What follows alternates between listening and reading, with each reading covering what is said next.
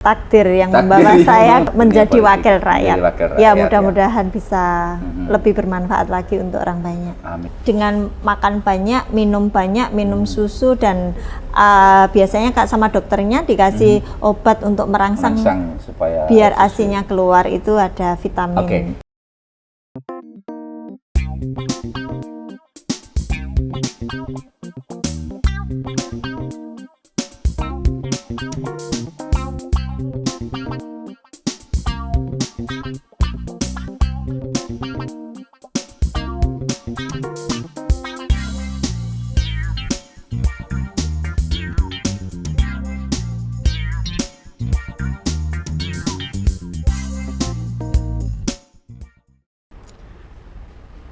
Selamat berjumpa kembali di podcast Kopi Dawa bersama saya Anang Cabro.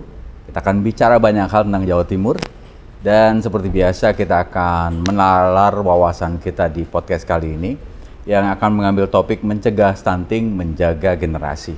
Sudah hadir di hadapan kita nantinya, saya kedatangan seorang tokoh politik perempuan yang luar biasa dengan karir yang kayaknya melejit dan menjadi aset luar biasa juga buat Jawa Timur. Seperti apa perbincangan saya? Kita akan bersama di podcast Kopi Dawa.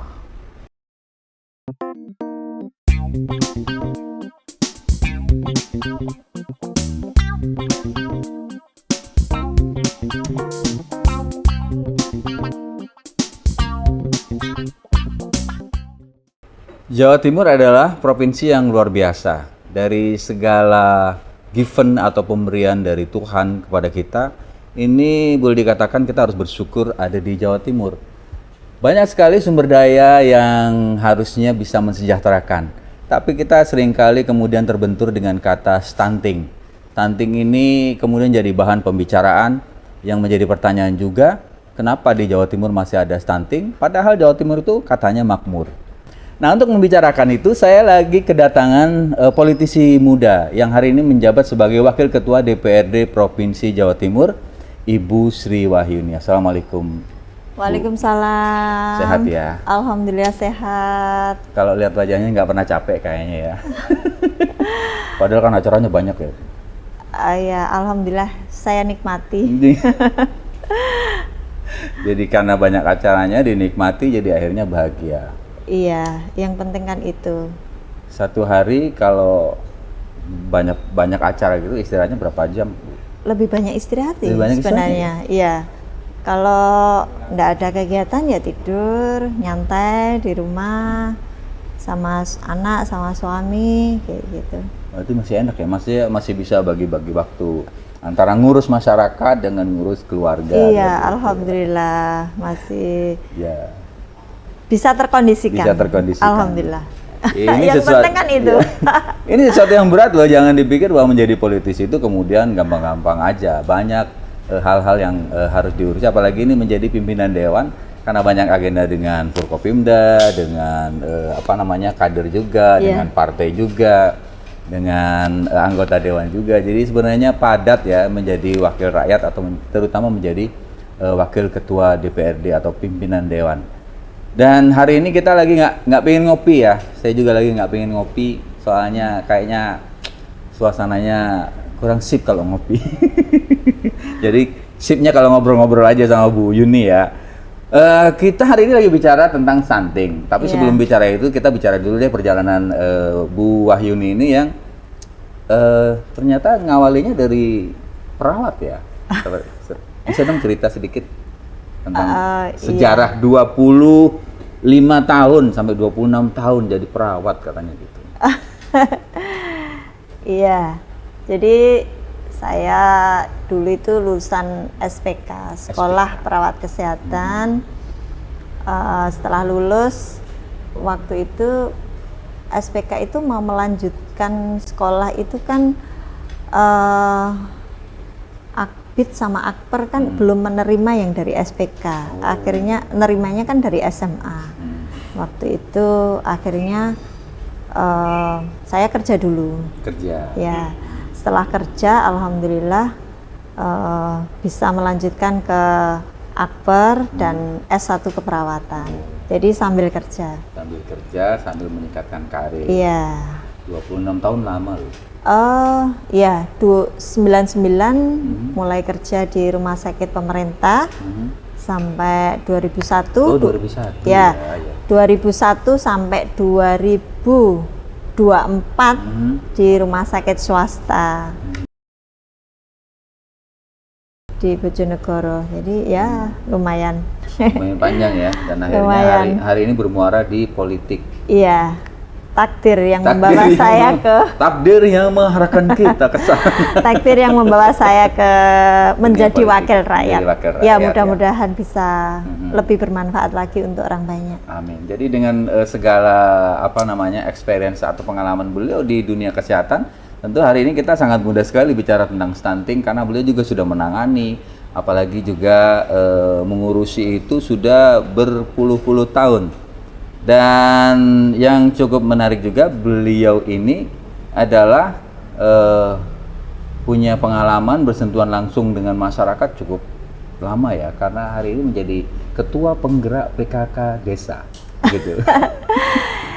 Iya, kebetulan suami kan kepala desa, jadi secara otomatis saya sebagai ketua penggerak PKK desa. Iya. Jadi ya pernah sih beberapa kali melaksanakan program-program dari pemerintah untuk menangani stunting ini. Ya. Jadi artinya terjun langsung. Iya. Jadi nggak susah lah kalau kita mau kulik-kulik lah ya. Ya. Beliau ini dari fraksi Partai Demokrat DPRD Provinsi Jawa Timur dan dari Dapil 12 Bojonegoro Tuban. Tuban ya. Iya. Bojonegoro Tuban. Kalau Bojonegoro sih kayaknya ini wilayah yang cukup cukup subur, makmur. Alhamdulillah. PAD-nya tinggi karena ada minyak di situ. Iya. Jadi tidak susah juga. Berarti stunting di situ gimana kondisinya? Iya, masih ada. Masih ada ya. Cuman untuk mulai menurun tahun ini karena di periode kemarin, tahun kemarin itu kan program-program pemerintah untuk menangani stunting sangat banyak dan luar biasa untuk penanganan sampai ke desa-desa itu kan sudah ada TPK, sudah ada tim pendamping keluarga. Oh, tim pendamping keluarga TPK ya. Jadi mulai dari pranikah sampai dia hamil terus punya anak, ini ada pendampingan dan ada kunjungan. Enak ya? Iya, jadi saya dulu nikah nggak ada yang namping. Enggak, pranikah ini kan ada yang ngunjungi gitu loh. Jadi TPK. Jadi bahkan sebelum menikah pun sudah ada yang ngunjungi. Iya, pranikah ini nanti dimasukkan ke link. Gitu. Dimasukkan ini usia pranikah, nanti hamil juga akan kontrolnya juga didata pendataan. By name, by address-nya lebih betul. Oke, kalau sudah seperti itu makanya berarti tepat data terkait stunting dan lain sebagainya sudah ngeling karena kita yang di desa-desa itu sudah ada langsung laporan. Oke. Nah, tentu kita sering kali dengar stunting kan begitu. Yeah. Banyak yang nggak tahu juga nih sebenarnya stunting itu apa. Oh iya. Boleh dong mungkin secara global stunting itu seperti apa sih? Iya. Untuk stunting itu sendiri sebenarnya kondisi gagal tumbuh pada balita. Ya, gagal tumbuh. Jadi tidak hanya mungkin badannya yang kurus, tapi tinggi badannya juga berpengaruh karena faktor kurang gizi yang dalam jangka waktu yang lama. Biasanya ini 1000 hari pertama dia dalam kehidupan. Jadi mulai dari ibu hamil sampai anak usia 2 tahun ini mungkin asupan nutrisinya yang kurang, makanya dia mengalami stunting. Stunting itu sendiri. Ya. Jadi persoalannya lebih pada ekonomi ya berarti ya? Atau seperti apa sih, Bu? Kalau melihat kenapa ada stunting seperti itu? Iya. Ekonomi bisa, gaya hidup bisa, terus pola asuh. Gaya hidup itu maksudnya gimana? Kadang ibu-ibu sekarang, ibu muda sekarang mungkin awal dia menikah langsung punya hamil ya, punya sering makan makanan yang tanpa sayur frozen kayak gitu ya. Lebih praktis karena lebih praktis dia yang cepat saji seperti itu. Nah itu mungkin yang asupan nutrisinya untuk sayur, untuk kebutuhan gizinya kan kurang. Kalau misalkan beliaunya ini hamil, ibu muda ini hamil dan mengalami anemia, ini kan akan berpengaruh kepada anaknya. Nah, mungkin nanti dan janinnya bisa bermasalah. Tapi hal ini juga sudah yang ada dari program-program pemerintah. Jadi ada tim pendamping keluarga itu. Jadi makanya setiap ibu hamil itu akan dikunjungi kader dan petugas kesehatan itu minimal 8 kali. Jadi kader itu selama hamil dan dia harus melaksanakan ANC ya, pemeriksaan. Saat pemeriksaan kehamilan itu bisa di Ponkesdes, bisa di Puskesmas itu minimal.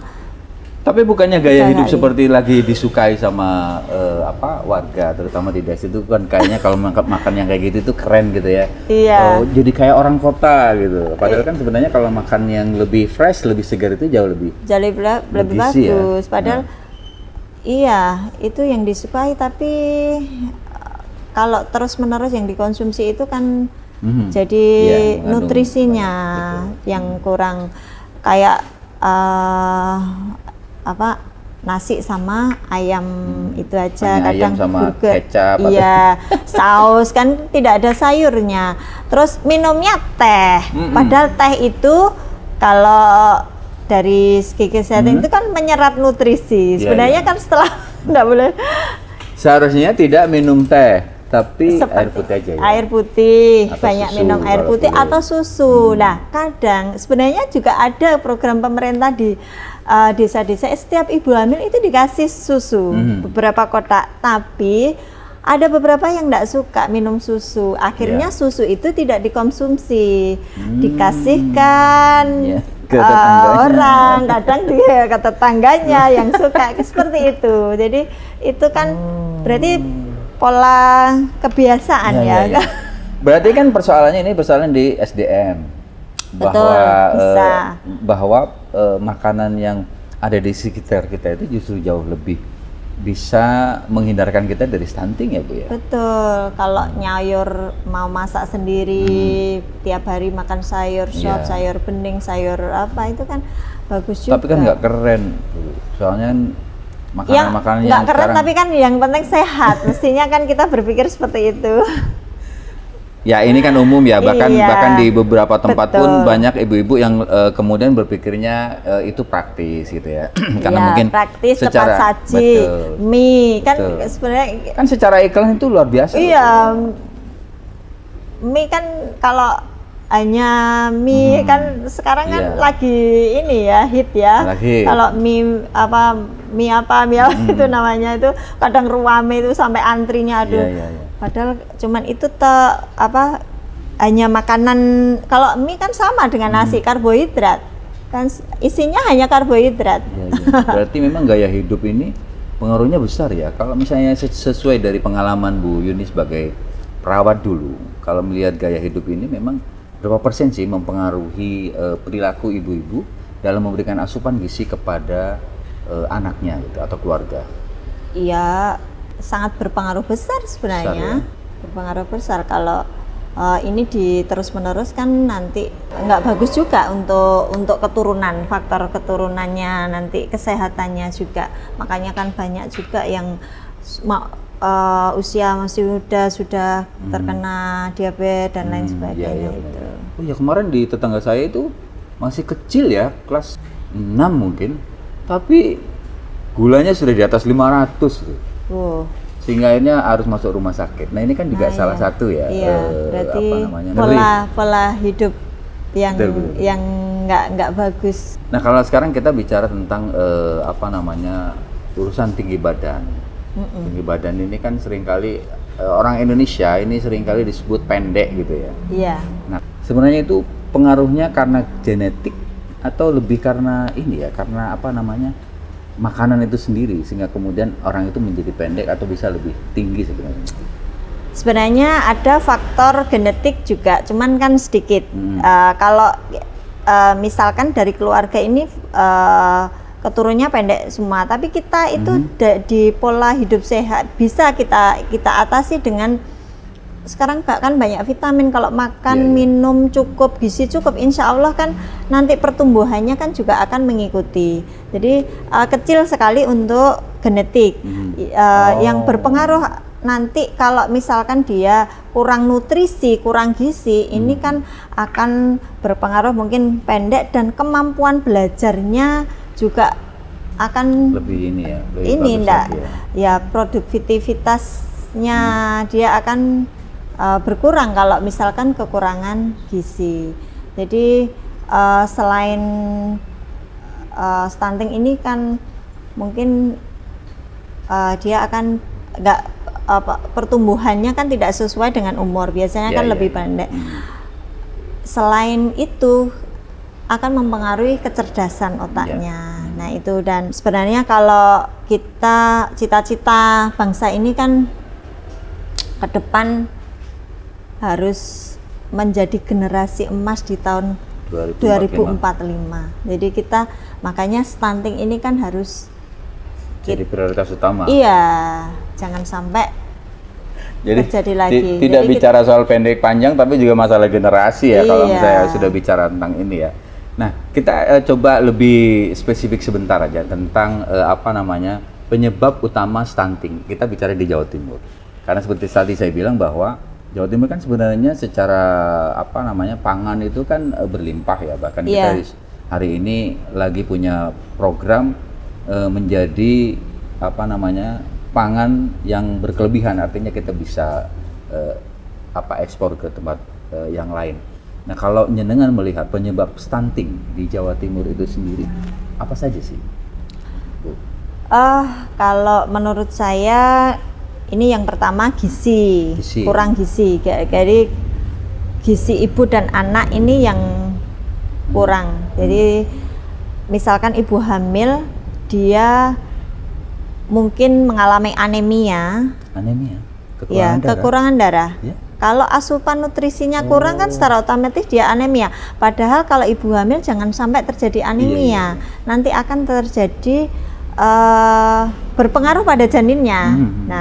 Akibatnya kan nanti ke janinnya kalau nutrisinya kurang. Jadi anemia itu sama saja dengan nutrisi kurang. Berarti dia kan kurangan darah, asupan nutrisinya kurang.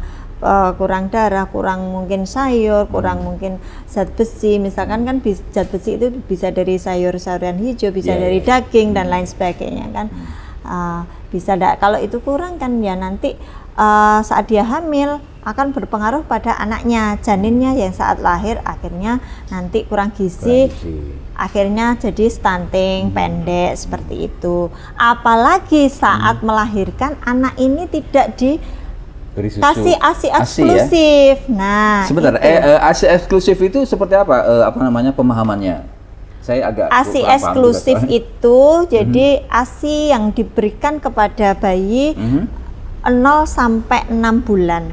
0 sampai 6 bulan itu full air susu ibu saja yang diberikan karena anak-anak ini berhak mendapatkan itu. Nah, ada kadang ibu itu saat dia melahirkan anak pertama, mungkin air susunya enggak keluar. Dia enggak sabar kalau bayinya ini rewel, bayinya ini nangis, dipikir kan belum minum susu. Karena ASI-nya belum keluar, sebenarnya enggak keluar, jangan berputus asa untuk enggak. Jadi kalau belum keluar, dia enggak sabar, akhirnya diberikan susu formula. Nah, ini yang berakibat nanti ya kurang bagus pada janinnya. Sebenarnya bayi itu tanpa diberikan susu selama 22 kali 24 jam tidak masalah karena lambungnya kan masih kecil. Jadi sebenarnya kalau dia begitu lahir walaupun rewel, ASI belum keluar, tetap aja dirangsang, tetap aja bayi ini disuruh kita maksudnya kita coba untuk apa ya, merangsang. Jadi ini loh bayi, jadi menyusu. Jadi bayi ini menyusu ibunya ini secara terus-menerus menjadi semacam kebiasaan buat iya, bayi itu nanti sendiri, akan jadi kebiasaan bayi ini. Iya, Dan itu akan merangsang produksi ASI. Iya. Akan tetapi kalau bayi ini tidak merangsang, tidak menyusu ibunya, langsung diganti formula, nanti produksi ASI ini tidak akan keluar dan akan berhenti. Makanya untuk ibu-ibu muda, walaupun tidak keluar, mungkin hari pertama, kedua, mungkin pertama tidak keluar, kedua akan keluar. Lama kelamaan kalau dihisap terus sama bayi akan keluar. Jadi emang ada proses untuk kemudian air susu itu keluar ya? Iya. Kalau secara ilmu pengetahuan yang Bu Yuni ketahui, itu sampai berapa lama sih kemudian air susu itu? Kan kadang ada yang sampai lama gitu. 1-2 hari insya Allah akan keluar. Ya? Jadi dengan makan banyak, minum susu, dan biasanya sama dokternya dikasih obat untuk merangsang supaya biar ASI-nya keluar, itu ada vitamin. Oke. Ya. Berarti ada syarat-syarat yang harus dipahami oleh seorang ibu muda untuk kemudian ASI ini bisa biar keluar. ASI ini keluar. Makanan yang paling cepat atau yang paling mampu mendorong supaya kemudian ASI itu keluar seperti apa? Ya 4 sehat 5 sempurna. Ya. Pokoknya yang makan banyak, minum banyak. Yang punya duit Bu, yang nggak punya gimana? Minum susu, terus kacang-kacangan seperti itu bisa melancar produksi. Tapi kalau hari ini kita kenal daun katuk. Oh iya, betul, bisa. Itu kan daun katuk bisa di sayur, bisa di blender, diminum, atau bentuk kapsul juga sudah ada. Artinya bahwa sebenarnya di sekitar kita ada ya? Ada. Nah, itu. Tapi kan persoalannya sekarang ya tadi gaya hidup yang tadi disampaikan Nyenengan kan juga kadang-kadang berpengaruh, orang jadi nggak sabar. Betul. Pengennya instan gitu. Pengennya cepet, anaknya biar nggak nangis, nggak rewel, langsung dikasih formula lah ini. Kalau sudah terlanjur dikasih formula ini terus akhirnya kan tidak hisapan bayi itu merangsang air susu ibu. Jadi bukan berarti kemudian ketika bayi nangis itu kemudian kalau dalam bahasa Jawa dibujuki dengan sesuatu yang lain kemudian supaya diam, padahal itu sesuatu yang justru nggak bagus ya? Nggak bagus. Dicoba terus aja. Lama-kelamaan akan keluar ya. Jadi Anda yang merasa bahwa punya bayi hari ini mungkin baru ya, terus kemudian tidak segera keluar juga air susunya, tidak usah panik karena itu juga proses alamiah sebenarnya. Masih punya waktu 2 kali 24 jam. 2 kali 24 jam bisa. Setelah itu pasti keluar atau seperti apa? Kebanyakan peristiwa yang terjadi keluar ya? Walaupun sedikit-sedikit. Nanti dari sedikit kan lama-lama kalau dirangsang terus akan jadi banyak. Dan itu tergantung dari asupan makanan dari bu bayi itu sendiri. Terus ibu juga nggak usah usah cemas. Jadi kadang tingkat kecemasan ibu juga mempengaruhi. Jadi harus dibuat betul ya, karena tenang, psikis itu enjoy ya, psikis terhadap ibu. Bayi itu ya. Betul. Kalau dulu itu rumah sakit dulu itu bidannya kan kadang galak-galak, sering memarahi, kok harus ASI ini. Tapi kalau sekarang kan enggak ada bidan perawat galak, itu enggak ada. Kalau ada nanti rumah sakitnya yang enggak laku. Jadi sekarang edukasinya itu dengan lembut, dengan ini. Kalau dulu kan memang perawat sangar-sangar, Bu. Iya. Kadang-kadang Jadi kita edukasinya, kalau sekarang edukasinya kan lemah lembut. Mudah-mudahan saja ini tetap bisa dipahami bahwa memang melayani orang itu sesuatu yang butuh kesabaran. Dan kalau perawatnya sendiri juga sabar, biasanya pasien juga akan datang ke sana nyaman gitu ya. Betul. Nah, soal ini juga penyebab dari itu tadi, yang selain gizi, itu Ya. Dan asupan makanan sendiri apa lagi? Pola asuh. Pola asuh. Pola asuh yang pola asuh ibu mungkin ya, yang kurang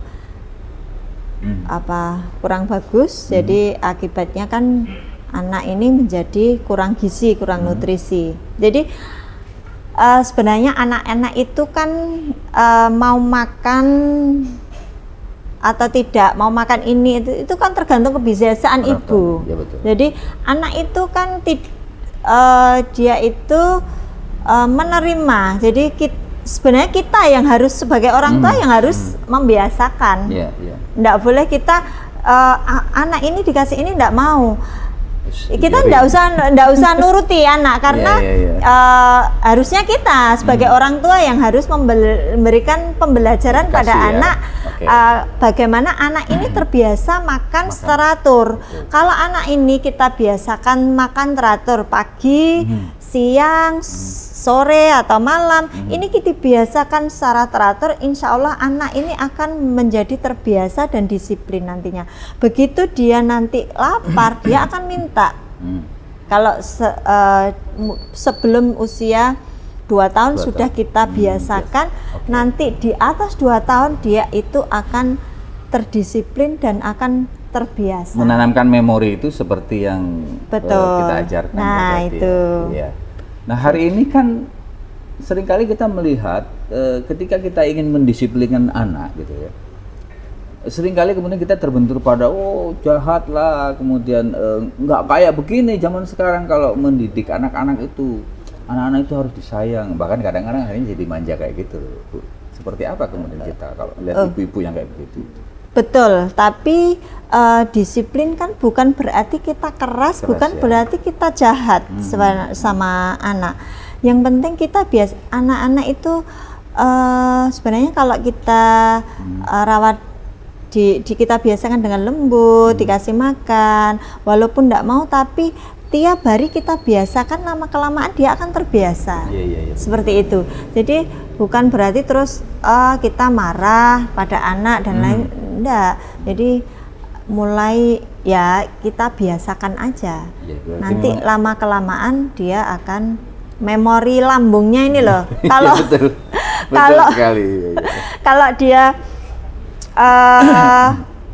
jam segitu enggak makan, dia akan merasa lapar akhirnya. Jadi alarmnya harus sudah dari kecil.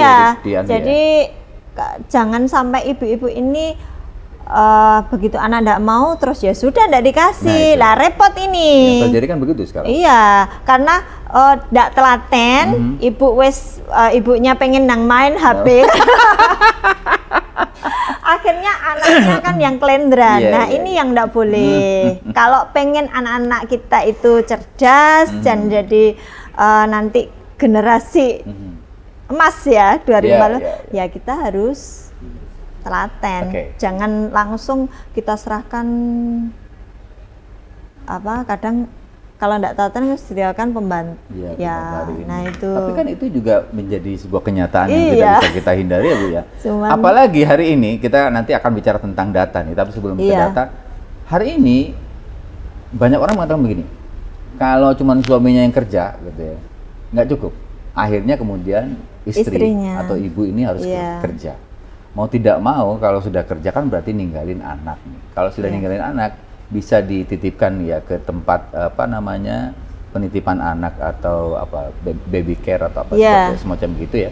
Atau kepada neneknya, kepada tetangganya. Nah, ini kan juga salah satu hal yang menjadi realita di lapangan bahwa ekonomi menjadi sesuatu yang kemudian menyebabkan itu. Nah, menurut jenengan seperti apa dengan orang-orang yang berkarir kemudian harus meninggalkan rumahnya dan anak-anaknya itu sendiri?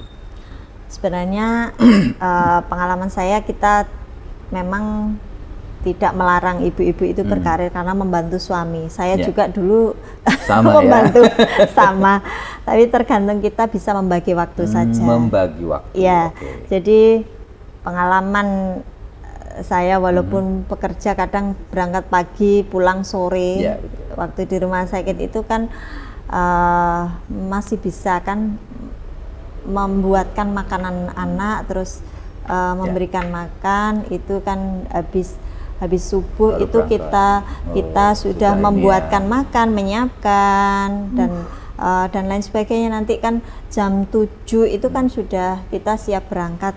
Ya. Nah, Capek di juga ya? samping itu kan kita juga mungkin ada beberapa ibu yang punya ART ya. Iya, iya, Nah, iya. itu kan bisa membantu, tapi kan yang penting kan bisa dikontrol dan diawasi. Iya, iya. Seperti itu. Jadi pembekalan terhadap mereka-mereka yang kemudian menangani anak kita di Iya, rumah ketika walaupun bekerja. toh mungkin yang tidak punya ART dititipkan di tetangga, tempat penitipan. atau Kan sekarang banyak Iya, iya. tempat penitipan anak itu, balita itu kan biasanya makannya kan dari bawa bekal Iya, sendiri, iya. ada yang dari sana. Kalau misalkan kita masih ada waktu untuk membawakan bekal untuk anak, kan kita bawakan aja. Iya, iya. Seperti itu. Jadi ini memang masalah ekonomi juga ya, Iya. apa yang menjadi bahasan selama ini Betul. kenapa stunting itu masih ada, ya salah satunya tentu Ekonomi dan juga mungkin SDM ibu juga SDM ya. ya yang harus kita pahamkan terkait bagaimana kalau kita punya anak itu jangan sampai kekurangan nutrisi itu bagaimana. Kadang sekarang ibu-ibu itu kalau sudah pegang HP Ya, lah sudah ini lupa segalanya. lupa segalanya. Yang diingat bagaimana bergerak untuk TikTok gitu ya. Iya, seperti itu. Terus kumpul-kumpul sama nah Kumpul-kumpul. itu yang Oke. Ya ini menjadi catatan lah buat para ibu-ibu di rumah ya, bahwa harusnya nomor satu itu anak dulu, kalau sudah selesai baru keluarga. deh. Iya, Iya, betul. Iya. Oke, kita bicara tentang data nih Ibu. Kalau yang terjadi sekarang ini seperti apa sih di Jawa Timur? Karena kita juga masih melihat ada stunting, masih ada angka-angka yang membuat kita kok bisa ya gitu loh. Padahal kan kalau misalnya semua peduli, pemerintah peduli, tetangga peduli, para pejabat di desa-desa atau RT-RT peduli, itu seharusnya bisa diminimalisir. Bisa. Nah, kalau data yang terjadi hari ini seperti apa? Untuk Jawa Timur sendiri ini alhamdulillah karena banyak yang program-program untuk penanganan stunting. Banyak Jadi program ya. berdasarkan SGI di tahun 2024 ini angka stunting Jawa Timur turun jadi 14,7%. Yang di tahun sebelumnya itu 17,7%. Ya lumayan turunnya 3% ya. sekitar 3% ya. Dan dulu di tahun 2021 malah di atas 20%, 23% kalau tidak salah ya. Iya, Jadi iya. alhamdulillah ini kemajuan yang cukup besar sekali untuk penanganan stunting di Jawa Timur dan merupakan terendah di sepulau Jawa. Sepulau Jawa. Nah, Pulau Jawa. Masih Pulau Jawa tapi lumayan lah daripada lumayan. bukan masalah ininya ya, tapi angka ini menunjukkan bahwa ada progres Betul. yang dilakukan. Jadi banyak sekali program-program yang dikelontorkan untuk menangani stunting ini. Ya kalau begitu ceritain dong program apa saja sehingga bisa kemudian turun dari 23 loh, 23 ke Iya. 14 itu hampir 9%, dan itu bukan hal yang mudah. Ya, banyak sekali. Jadi selain ada gerakan cegah stunting, terus ada program anak asuh untuk anak-anak yang stunting, terus peningkatan ketahanan pangan untuk keluarga, terus ada penguatan posyandu dan layanan Oh iya, kesehatan posyandu. dasar. Nah, Oke. yang saya ceritakan tadi, jadi ada tim TPK, TPK tim itu, pendamping keluarga. Jadi ini di rekrut dari kader desa setempat beserta tim kesehatan yang di desa itu. Mereka melaksanakan kunjungan dari rumah ke rumah. Jadi kalau ada pranikah ini sudah dikunjungi dan didata. Sekedar data atau ada lagi yang mau dilakukan yang untuk pranikah? Ya, kalau bermasalah kan kalau ya berarti kan sudah masuk laporannya nanti ya. Terus nanti ibu hamil setelah menikah kan mungkin ada kehamilan ibu. Nah, setelah hamil ini dari kader dan tim kesehatan ini dari TPK ya yang di desa itu melakukan kunjungan ke ibu hamil. Selama periode kehamilan itu kalau tidak salah 7 sampai 8 kali itu. Kalau belum melahirkan itu sampai setelah melahirkan 2 kali kunjungan. Ya, jadi sebulan sekali ya istilahnya ya, ya kalau dalam. Jadi diperiksa, terus di data tinggi badan, berat badannya naik atau tidak, ini mulai dari kehamilan ini sudah. Dan alhamdulillah ini sangat membantu. Jadi untuk mungkin data-data ini lebih akurat karena ada kader yang di bawah. Itu yang dicatat apa aja? Ekonomi tentu pasti kan begitu ya, penyakit atau tanggal lahir, terus riwayat penyakit, tinggi badan, berat badan, lingkar apa ini posisi ini nyungsang atau tidak? Jadi lingkar lengan. Jadi itu kan ada ininya ya, ada di panduannya ya. Jadi bawa timbangan, bawa metlin, terus bawa tensi. Kalau alat pengukur tekanan darah itu. Kalau misalnya ditemukan bahwa ada orang hamil atau ibu hamil yang ternyata di bawah platform atau under inilah, itu apa yang dilakukan? Ini dari mereka tim pendamping keluarga melaporkan ke Bu Bidan atau Bu Bidan desa, nanti dilaporkan ke puskesmas. Jadi sudah tercatat. Jadi nanti ibu ini mungkin resiko nanti kehamilannya bermasalah. Nanti melahirkannya mungkin diberikan rujukan ke rumah sakit biar tidak terjadi hal yang tidak diinginkan. Jadi kalau misalnya bermasalah sejak dini, misalkan ya segera itu dikasih, misalkan dia anemia ya langsung dikasih obat asupan darah, terus dikunjungi terus diberikan susu juga. Jadi susu untuk ibu hamil sama ibu menyusui ini kalau di desa-desa sudah ada dari puskesmas, dikasih gratis, Pak. Kan harusnya kalau begitu kan enak dong, tidak perlu dong kita khawatir ada stunting itu tadi. Nah, tapi kenyataannya masih ada. Ternyata ada beberapa ibu yang tidak mau. Tidak maunya itu minum kenapa? Susu. Dari pengalaman di desa atau di Iya, memang enggak suka. Dari dulu enggak pernah minum susu. Akhirnya enggak suka. Tapi kalau beberapa inovasi ya, kita kalau misalkan berhadapan dengan ibu seperti itu, bisa susu itu dicampur dengan masakan. Bisa dengan buat puding, nanti dikasih susu, atau sari kacang hijau, kedelai, nanti dibuat dicampuri susu yang untuk ibu hamil. Sebenarnya susu untuk ibu hamil itu bagus karena kan nutrisinya banyak, di situ ada asam folat dan lain sebagainya. Kalau nggak cocok memang ke ke lambung memang nggak. Apalagi orang hamil itu kan kadang-kadang suka aneh-aneh, Bu. Iya, mual. Gitu. Tentu saya nggak pernah hamil. Jadi jangan tidak pernah merasakan. Pak Anang ini hamil. Kita tentu kalau sudah begini bicara anggaran ya Bu, karena ini kan pendekatannya memang harus menyeluruh, tidak hanya urusan dinas kesehatan saja. Karena tadi ada pemeriksaan mungkin oleh infrastruktur dari puskesmas. Tapi ketika kemudian bicara tentang bantuan dan lain sebagainya kan berarti dari dinas yang lain, kayak dinas sosial mungkin atau dinas apa. Selama ini seperti apa, Bu? Betul. Berarti kan tidak cuman yang kita pikirkan gizinya saja, akan tetapi mungkin faktor pendidikannya, sanitasi lingkungannya.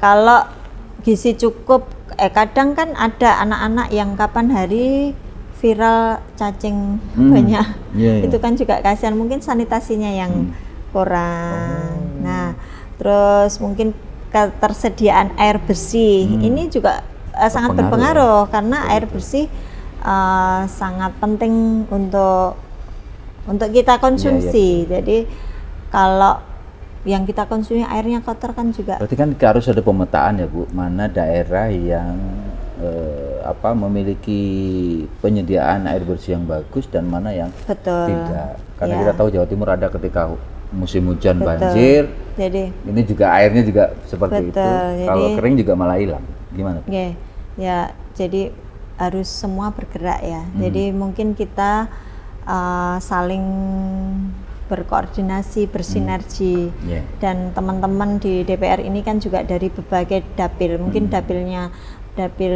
mana yang bermasalah terkait air Bersih.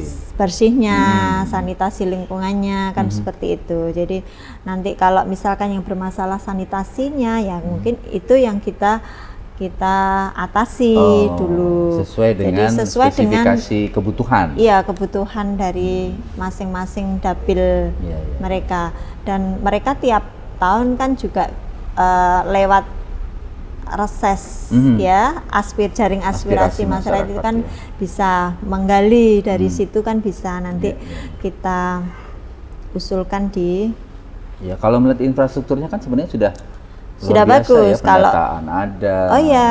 Kemudian pemberian kepada by name by address tadi juga sudah Betul. dilakukan. Nggih. Ya, berarti sekarang masalahnya hanya di SDM. Iya, dan pemberdayaan ekonomi keluarga, nah itu juga. Kalau anggaran sendiri di APBD sudah ada nggak, Bu? Kira-kira berapa sih anggaran kita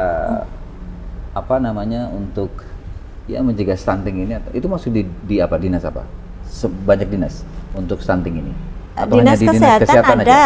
dinas kesehatan ada, dinas sosial Sosial ya, ya, ada kan pemberdayaan ini.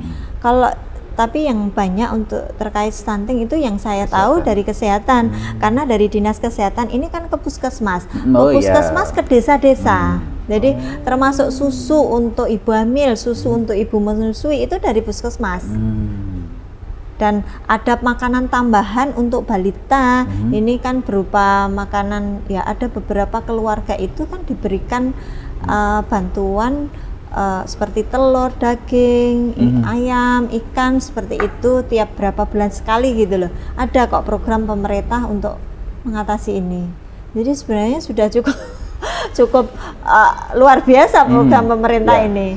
Harusnya bukan di angka berapa tadi? 14,7 ya. Sekarang harusnya bisa di Iya. satu digit lah. Di angka 9, Betul. 8 Iya. atau 7. Mungkin nggak Iya. itu? Mungkin bisa. Jadi itu kita harus ya yang terpenting sekarang kan juga edukasi itu ya. Jadi bisa lewat selain mungkin forum-forum seperti ini, forum Posyandu. Ya. Oh iya, sekarang juga ada, kalau dulu itu ada SOTH, Apa itu? Sekolah Orang Tua Tangguh.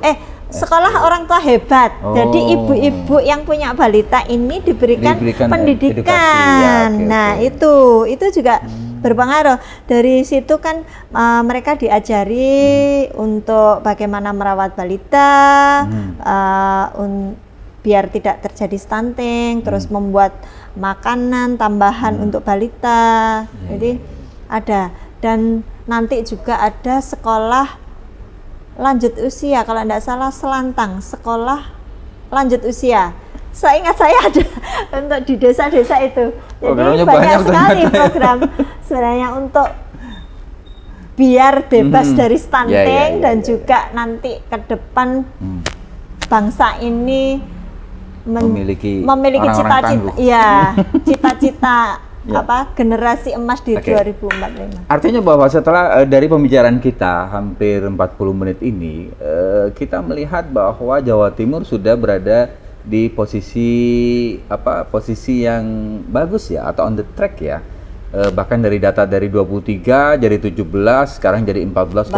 14,7. Artinya bahwa ini sudah benar, tinggal peningkatan lebih baik lagi Iya. supaya masyarakat desa bisa lebih paham tentang Pemahaman itu ya sendiri ya. untuk stunting ya. Iya, oke. Kayaknya sudah panjang sekali kita bicara. Berarti sekarang kalau menurut Nyenengan, kira-kira pesan yang harus ya sampai dan didengarkan oleh orang-orang ini supaya stunting ini bisa di digit 1 aja lah, jangan 2 digit. Oh iya.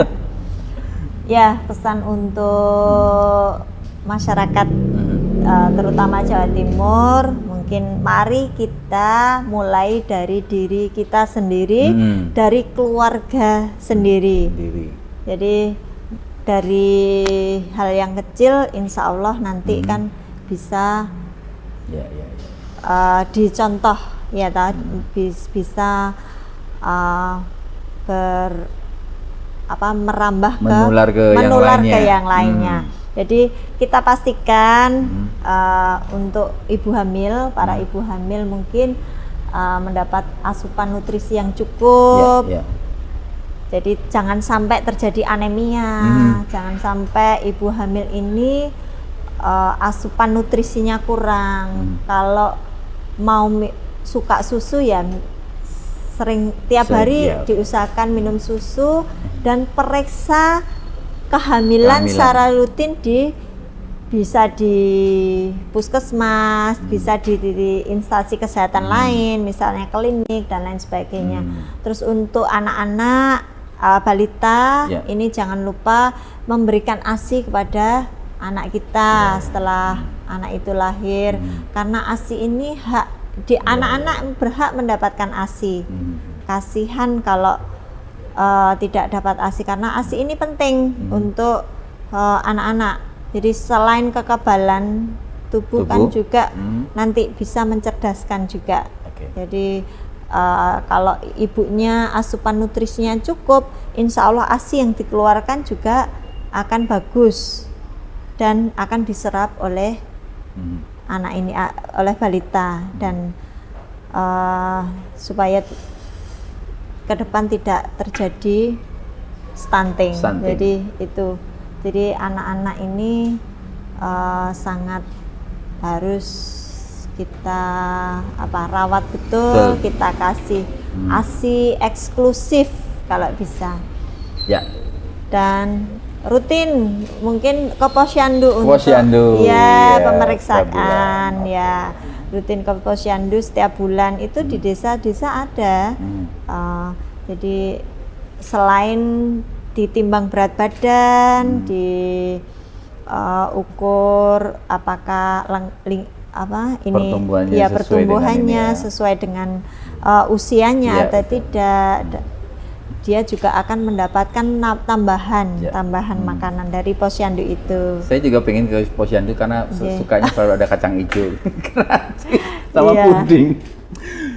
Bu Wayuni, terima kasih banyak sudah hadir. Kita hari ini